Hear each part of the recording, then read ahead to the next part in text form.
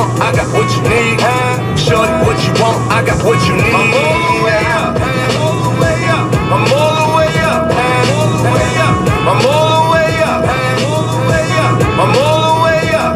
Nothing can stop me. I'm all the way up, all the way up, all the way up, all the way up. I'm all the way up, all the way up. I'm all the way up.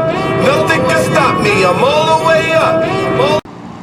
The BMW 3 Series is my favorite car that goes for the BMW 2 and 4 Series, which is an offspring of this 3 Series. There's a list of reasons why I like this car. Number one, the compact size, which allows it to maneuver in and out of traffic. I like the potent turbocharged engines, allowing it to speed away from traffic.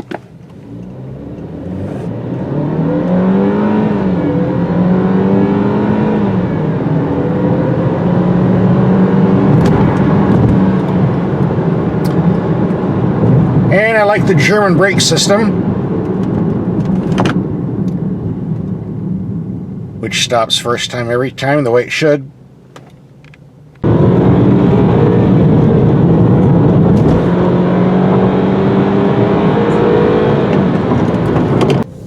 And I enjoy the quick steering and the excellent cornering ability,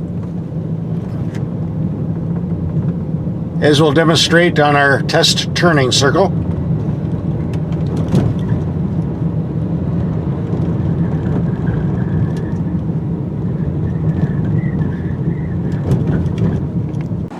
Yet the car is still practical, seating 2 in the front in comfort, room for 2 adults in the rear. The BMW 3 Series definitely has the best seats I've ever sat on. I've taken 8-hour trips, never felt uncomfortable. I should take these out and put them in my living room. And adequate room in the trunk. While there are advantages to owning a BMW 3 Series, there are some disadvantages and quirks that goes along with it. I covered that in my video last year called BMW 3 Series, The Good, the Bad, and the Ugly. That video was a bit on the long side, reaching around 20 minutes. So we have this updated version for 2017, where we traded in the black Beamer for this white Beamer. We'll do a more shorter, to-the-point video. Okay, number one, let's start with the engine. Now, BMW in the old days used to have an inline 6-cylinder. That was a nice power plant. Got around 18 to 24 mpg in the real world. It has now been replaced by this 4-cylinder turbo. The advantage is fuel economy, rated around 24 to 32 mpg. It's also quicker, shaving around half a second off the 0 to 60 mile per hour time. There are 2 disadvantages here. Number one, you have to use premium fuel only, which raises your fuel cost around 20%. Secondly, those brilliant German engineers decided we don't need a dipstick to check the oil level. That's right, no dipstick. Instead, you want to check the oil, you have to do it by computer.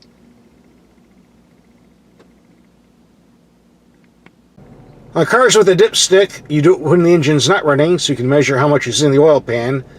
Here they do it with the engine running, which is kind of odd, but I guess it works.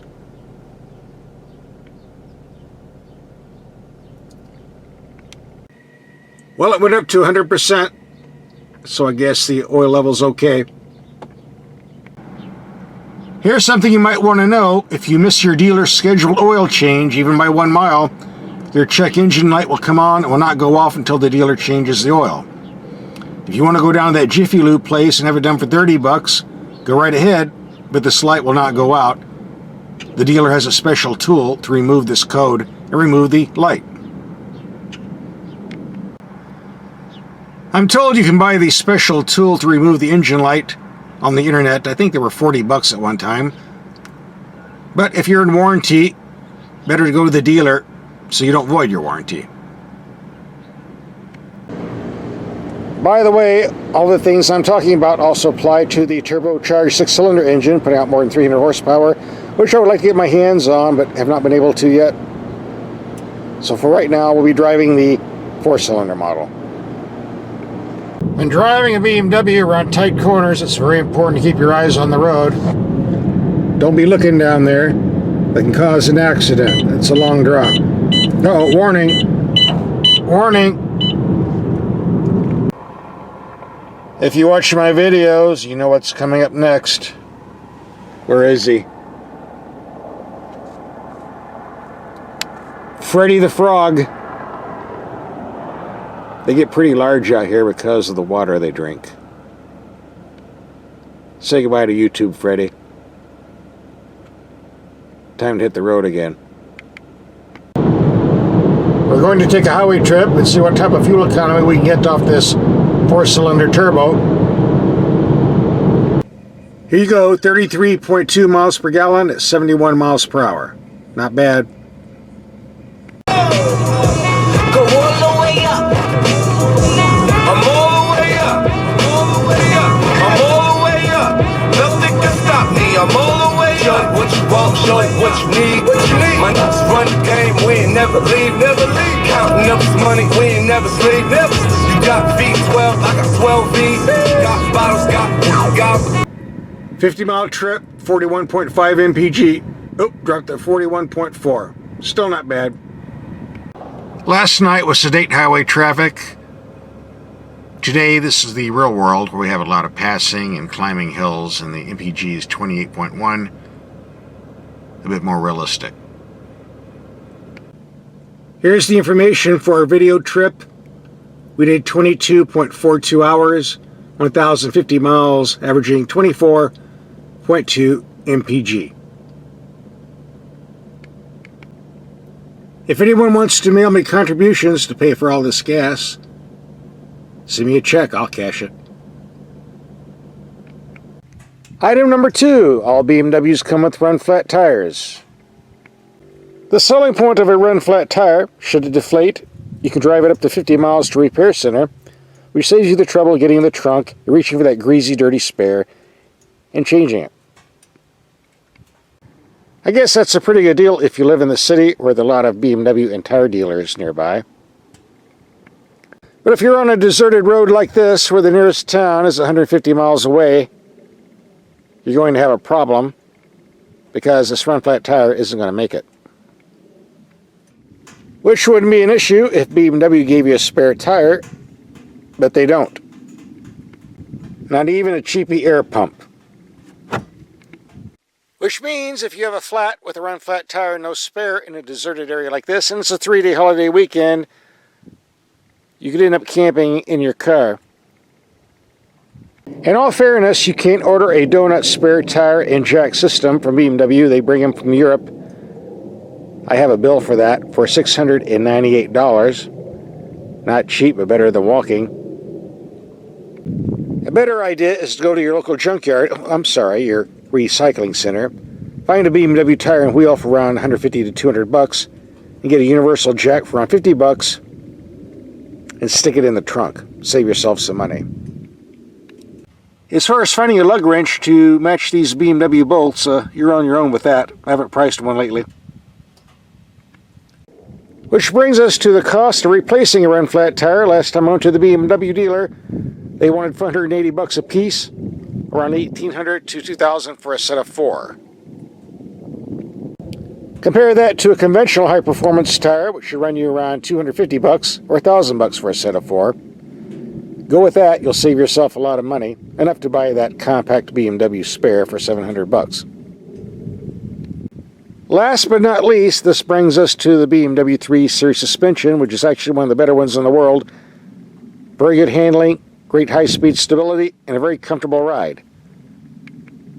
Unfortunately, that comfortable ride will only be experienced on BMWs equipped with conventional performance tires, not with these run flats. These run flats have very stiff sidewalls and are very jittery on rough surfaces and potholes, and frankly not that comfortable. Frankly, spending $45 grand for a sophisticated German car that rides like a $10,000 Korean economy car doesn't do much for me. That's why I would change these run flats for conventional tires at my first opportunity, and maybe why you should too. But as always, the choice is yours. Frankly, I think the 3 Series BMW is so much fun to drive, I don't worry about the stiff ride from the run flat tires that much. But for long-term driving, I do think they should be replaced.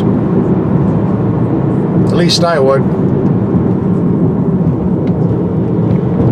Okay, item number 3, the BMW warranty, which last I checked was 4 years, 50,000 miles. A good portion of BMWs are leased for like 3 years, 4 years max. So they'll always be in warranty. Don't have to worry about repairs. But for those of you buying a BMW and keeping it beyond the 4 years, you must, not an option, you must buy the extended warranty. If you don't, you're going to be sorry. If not, here's what you're going to be facing. Between the 50,000 and 100,000 mile point, here are some items you might be replacing, very likely replacing. The plastic water pump that we can't see usually runs around $1,300. Replacing the fuel pump, so sure deal, another $1,300. If that twin turbo system goes out, $2,500 to $3,500 depending on the engine. I think you get the idea. The 6-year, 100,000 mile extended warranty isn't that expensive. Last time I checked, it ran between $2,500 to $3,500. Check with your BMW dealer for the latest figures. It's worth every penny for peace of mind. Even if you're lucky enough to never need the extended warranty as far as repairs go, it's still a good thing to have because it'll add to the resale value of the car when you try to sell it. Before we wrap up this video, there are a couple of oddball features on the BMW 3 Series you should be familiar with. We'll take a look at 2 of them right now. First of all, underneath the door is something I call the dirt shelf. It's a body panel that collects dirt, mud, sand on this flat space here, which of course gets on your pants when you step in and out. I'm not picking on BMW here. This seems to be a feature on almost all European cars. Mercedes-Benz, Audi, Jaguar, Volvo. I don't know why they want to do it like this. But if you want to keep your pants clean, you got to keep this body part clean. You might want to keep a bottle of Windex and some paper towels in your trunk. Number 2, the climate control system seems pretty straightforward and simple. You have a button here for the fan speed, a knob to control the temperature. What else do you need? BMW thinks we need this temperature knob up here. Red for heat, blue for cold, which gives you opposite temperatures of what you're setting down here, which makes no sense. I thoroughly went through the owner's manual. There's nothing in it about this knob, what purpose it serves, why it's here, why we need it. We obviously don't. If I remember correctly, Volkswagen used to have a similar system in the old days. They did away with this. BMW needs to do away with this. It makes no sense. This is all we need down here. I know from past experience I'll probably get a few hate mails from BMW lovers telling me I'm trashing this car, listing all the bad stuff about it. No, that's not what we're doing here. We're simply listing the items you have to live with if you want to own the BMW and drive it for several years. These aren't really bad features I'm listing, just things you have to know and get used to if you want to live with the car. And like I said at the beginning of this video, the 3 Series is still one of my favorite cars, definitely in the top 5. So as always, send your comments to the reply section below the video. We'll be waiting.